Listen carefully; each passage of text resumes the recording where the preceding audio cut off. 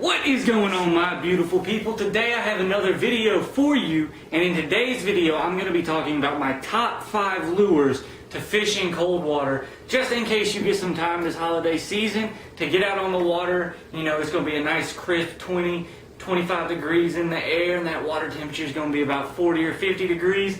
Well, if you're out there and you're struggling to find some fish, maybe these tips will help you out and will tell you a little bit about what baits I'll be throwing, and hopefully that can help you catch some fish this holiday season. So to start off with, what I'm going to be looking for when I'm out there on the water is I'm going to be looking for rock, I'm going to be looking for trees or laydowns, I'm going to be looking for just about anything that is going to absorb heat from the sun and transmit that out into the water, allowing the fish to come up to that water because it's going to be slightly warmer than the water surrounding it, and hopefully that'll let me to isolate some fish and be able to fish those areas a little more effectively. So the first thing I'm going to always look for when I'm out on the water fishing is I'm going to be looking for rock, like water breaks or something like that. Something with a lot of rock on it, because that rock is going to absorb the heat from the sun and then, like I said, put it back out in the water, allowing fish to find a little bit of warmer water, and they're going to stack up on those rocks. So depending on the depth of the water around those rocks is going to really depend on what lures I throw. If it's about 4 to 5 foot of water and you know the fish are going to be sitting on top of those rocks, what I'm probably going to throw is I'm probably going to start off by throwing something along the lines of a square bill. And so the reason I'm going to throw that is because that water is going to be a little bit warmer, so hopefully those fish will be a little less lethargic than fish that might be a little bit deeper on rock or something along those lines. And that square bill is going to get down there real nice and deep, and it's going to hit those rocks, and it's going to bounce off of those rocks when it's coming across. So when it's bouncing off rocks, it's going to create reaction bites, vibration, and stuff along those lines to gain a bass's attention. And what that bass will then do is come and eat it. When you throw out that square bill, you want to make a nice long cast down the edge of the rocks, and you want to retrieve it real nice and slow, letting that square bill get to its effective depth and bounce off those rocks. And when you're retrieving it nice and slow, those fish have a better chance to come get it. If you throw that square bill out and you're just burning it back in, these fish are way too cold and way too lethargic to come up and eat that lure. So you want to make sure you're retrieving that nice and slow. Another thing I'm going to use if I'm not getting any bites on square bills along a rock bottom is I'm actually going to throw a shaky head or a Ned rig. And here I have a Ned rig with a TRD and or a turd bait, and then this is just another finesse worm on a shaky head. So what I'm going to do with these is I'm going to make the same kind of cast I would with this. I'm going to make a nice long cast out from the boat or from the bank along the edge of these rocks, and I'm just going to let this lure sit. And what it's going to do is it's going to sit there and it's going to rotate and it's going to shake. And every now and again I'm going to give a small little jump, and that's just going to let this lure sit there and shake some more. And a small little jump, and it'll sit there and it'll shake. And it's going to stay standing up just like so. So it's going to look like something just eating along the bottom of the water. And what that's going to allow is it's going to allow the bass to see it. He's probably going to see it jump once or twice, and he's going to think, okay, I can eat that. That's going to be a nice little bite for me.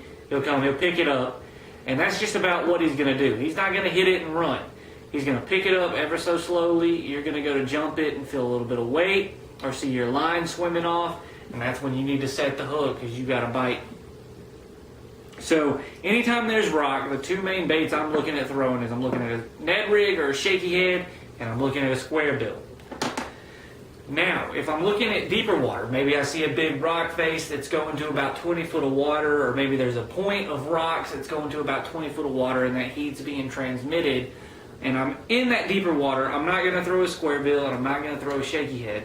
Well, I might throw a shaky head still because they're still really effective lures, especially also in the deep water as well as in the shallower water. But what I might do, especially if those fish are suspended and not right on the bottom, is I might actually throw a swim bait or a grub. And the reasons I would throw this is because typically if the bass are going to be suspended, that's because they're schooling bait fish in the area. So if you throw a locator bait, a swim bait, a grub, or something along those, and retrieve it nice and slow. This is the key to cold water fishing, is you want to do everything super slow. But if you throw this out there nice and slow, let it do its thing, I promise you, you will get some bites if those fish are suspended and feeding on the schooling bait fish. Another bait you can try if they don't like just a slow retrieve and they're out there schooling and suspended is a jerk bait. This is an excellent cold water bait if it's fished effectively. So what you want to do is you want to throw it out, make that nice long cast, and then bring it back through the schooling pod of bait fish, and you just want to jerk it once or twice, and then you want to let it pause. And you want to regulate this pause until you find a time frame that the bass are eating it. So maybe it's 1, 2, 1, 2, 3, 4, 5, 1, 2. Or maybe it's 1, 2, 1, 2, 3, 4, 5, 1, 2, 3. And you just want to try different sequences until you get a bite. And if I had to bet, I would say that they're going to hit it on that pause. So maybe it's a 1, 2 pause. And then after that pause, you go to jerk it one more time, and it's a little bit heavier. So that means, you got a bite, you got a fish. Go on and set the hook and start reeling that bad boy in, and hopefully you'll catch a mondo. So another situation fish will often be in the winter and in the cold water, other than the rocks and in suspended water on the schools of bait fish, is they'll actually look for laydowns. They'll look for timber. They'll look for a lot of grass areas in shallow water, because that shallow water is going to absorb heat a little bit quicker and warm up faster than deeper water. And also those laydowns, that timber, that grass, the limbs, all of that's going to absorb heat and transfer that heat into the water. And so in situations like that, it's a little bit more difficult to throw a Ned rig or a shaky head because you have that exposed hook. And it's more difficult to throw a square bill or a jerk bait. And even the grub and or swim bait's a little more difficult to throw because, you've got those exposed hooks and it's likely to get snagged. So that leads me to this bait, which is my number one bait that I love to throw in cold water. And that bait is a finesse style jig. Here I have a brown finesse jig, and here I have a black and blue with a little bit of chartreuse on it finesse jig. And so what I would do with these is I would pitch it to the heart of whatever laydown or whatever grass you're fishing, and then just kind of jump it and work it much like the shaky hook. Just kind of jump it a couple times, maybe drag it, and then jump it some more and drag it. And that's how I would work this bait. I would put some sort of trailer on these, so whether it was a creature style bait or maybe a craw style lure, anything like that attached to this is going to make this look like a little bit of a bigger bite to eat, and the fish will be more likely to come up and get it. So all jigs are going to have a midpoint where part of that jig skirt comes up and part of that jig skirt goes down. So what I like to do is I like to actually take and trim the top half of this jig skirt. I'll leave the bottom half long, but I'll cut, half of or 3/4 of the top half of this jig skirt. And what that'll do is it'll actually make it a little bit brushier on top, like it's got tufts sticking out, and it'll make it look a little bit like antennas.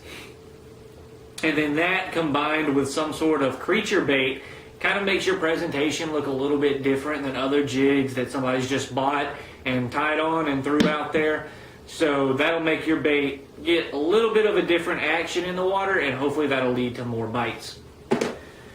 So I know this video is a little bit shorter. I hope you guys like the baits I'm planning on using in cold water, and let me know if there's any other baits that you like to throw in cold water, or if you think these top 5 I have are pretty good. I really hope you guys have a happy holiday season. I appreciate all the support. At the time of making this video, I'm already up to 60 subscribers. And I don't know if you knew this or not, but I had a goal of 50 by Christmas, and we've already smashed that. And we're growing ridiculously fast right now. So I hope you guys continue to like this content. I hope you guys continue to watch it. Hit the like button, subscribe if you hadn't, and tell a friend about this channel and try to get them on board with watching it and subscribing, especially if they like outdoor content. And if there's anything you want to see me do, leave it in the comments and let me know. I've responded to every comment I've gotten, and I will also respond to yours if you leave one. So, like I said, I appreciate everybody watching, and always remember, when nature calls, you better answer. Peace.